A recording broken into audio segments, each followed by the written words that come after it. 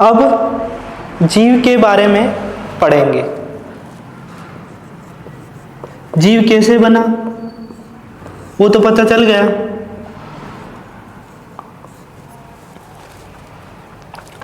अब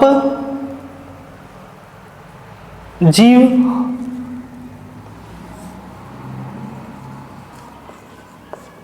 विभिन्न योनियों में भटकता है, उसी के अनुसार उसकी प्रवृत्ति हो जाती है। 84 लाख योनियां हैं जिसमें हर एक जीव को भटकना पड़ता है। इंद्रियों से माया के विभिन्न विषयों में गया। अब आ गई ब्रह्म की बारी। ब्रह्म क्या करता है? माया, जो प्रकृति देखते हैं, वो किसने बनाई? ब्रह्म ने। अच्छे बुरे अनेक प्रकार के कर्म जैसे जैसे जीव का जन्म वैसे वैसे कर्म करता गया। जैसे मनुष्य का जन्म मिला, उसके बाद हाथी का, गाय का, मान लो उसको देवता का जन्म मिला, उसके पुण्य कर्म खत्म हुए, फिर मनुष्य के युग जन्म में आया, फिर मनुष्य के जन्म में जो पाप किए फिर उसमें चला गया, जीव जंतुओं के जन्म में चला गया। ऐसे माया विभिन्न जीवों को यहीं बांधे पड़ी है।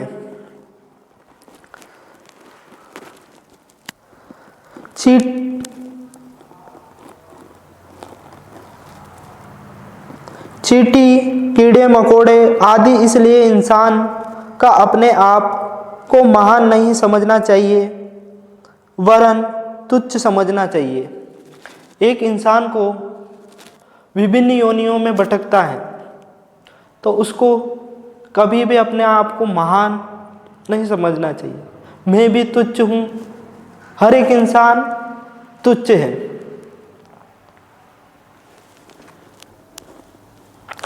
वास्तव में इंसान की कोई औकात थोड़ी है। ऐसे ऐसे जन्म मिलते गए, वैसे वैसे मन पर छपते गए। पुण्य कर्मों का फल प्राप्त हुआ, वहीं बुरे का फल भी प्राप्त हुआ। जीव को बुरे कर्म भी प्राप्त हुए और अच्छे कर्म भी प्राप्त हुए। एक इंसान का जीवन ऐसे चलता है जैसे एक तराजू है ना, तराजू में अच्छे बुरे कर्म, मान लो ये अच्छे कर्म हैं, ये बुरे कर्म हैं, इनका फल भी एक तराजू के समान मिलता रहता है।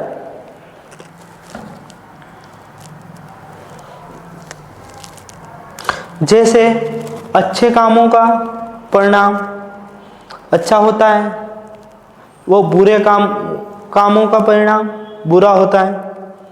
उसी के अनुसार आपको परिवार, समाज में सम्मान मिलता है, ठीक वैसे ही प्रकार से। अब आप स्वयं को देखोगे तो पाओगे कि जीव इन विभिन्न योनियों और कितनी बार मनुष्य जन्म मिला होगा और कितनी ही बार 84 लाख योनियों में भोगनी पड़ी होगी। जीव इस जंजाल में फंस गया है जिससे आप की यह वर्तमान स्थिति हुई है। आपकी जो वर्तमान स्थिति इसी कारण हुई है।